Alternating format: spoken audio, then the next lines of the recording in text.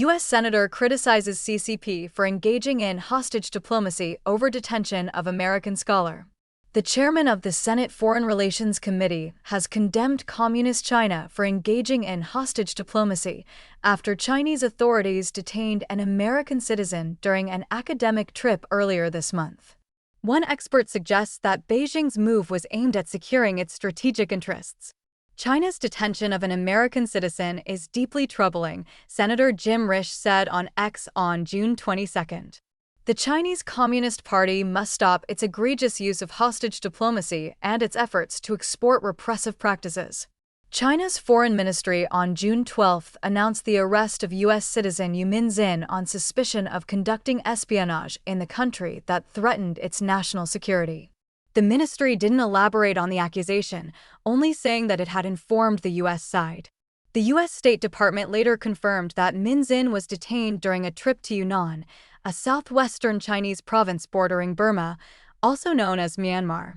Minzin traveled to Kunming, the provincial capital of Yunnan, on June 3 for a state-sponsored academic conference where he was invited to speak, a State Department told the Epoch Times. U.S. consular officers have visited him, and the Department of State is engaged with Chinese officials and providing all appropriate consular assistance, the spokesperson said in an emailed update on June 19. The Department of State has no higher priority than the safety and security of Americans. Beijing's strategic interests. Retired U.S. diplomat Daniel Swift described Beijing's detention of the American researcher as part of an effort to appease Burma's military government, aimed at protecting China's strategic infrastructure from an armed group known as the Arakan Army. The U.S. cannot stand by while the Chinese government takes Americans hostage to placate Myanmar's brutal military dictatorship, Swift. Also a senior research analyst for the Center on Economic and Financial Power at the Foundation for Defense of Democracies, wrote in an article on June 22. A top trading partner, China has poured billions of dollars into neighboring Burma, particularly in a coastal town at the country's western tip, called Kayakview. State-owned companies have constructed pipelines capable of transporting crude and gas from Kayakview to southwestern China. Beijing also secured agreements to build a deep-sea port at Kayakview and a cross-national railway connecting China to the Bay of Bengal, all under the ruling Chinese Communist Party's Belt and Road Initiative.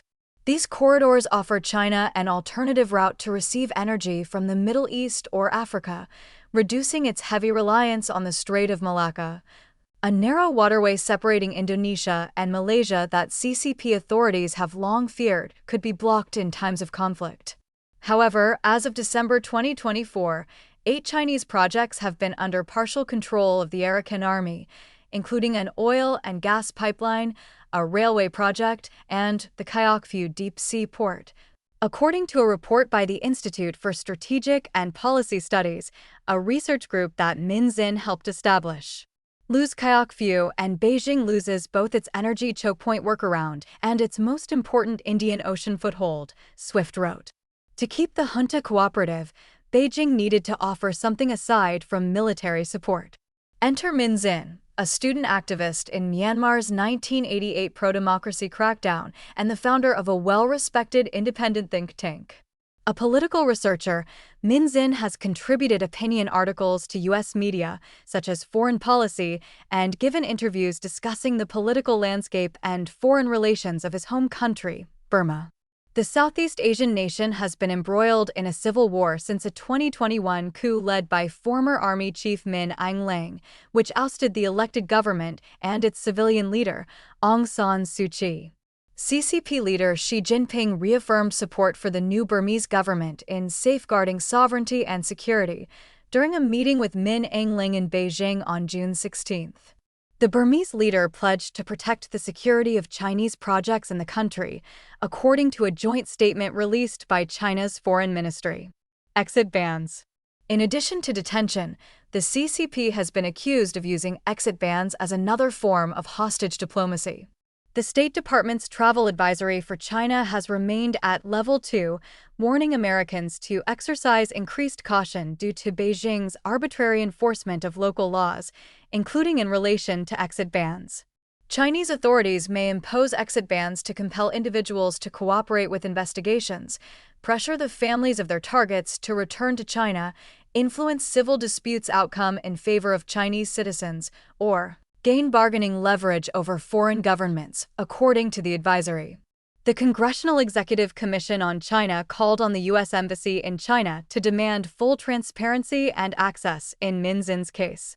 The PRC unjustly detains more Americans than any other country, a reality that puts U.S. citizens at risk and chills academic and business exchanges, the commission said on X on June 14, using the acronym of the regime's official name, the People's Republic of China. At least 200 Americans are placed under detention, exit bans, or other coercive measures in China, according to an estimate provided to Congress by human rights advocacy groups DUI Hua Foundation and Foley Foundation in 2024. Swift, of the Foundation for Defense of Democracies, cautioned that Min Xin's detention should serve as a warning to Americans visiting China.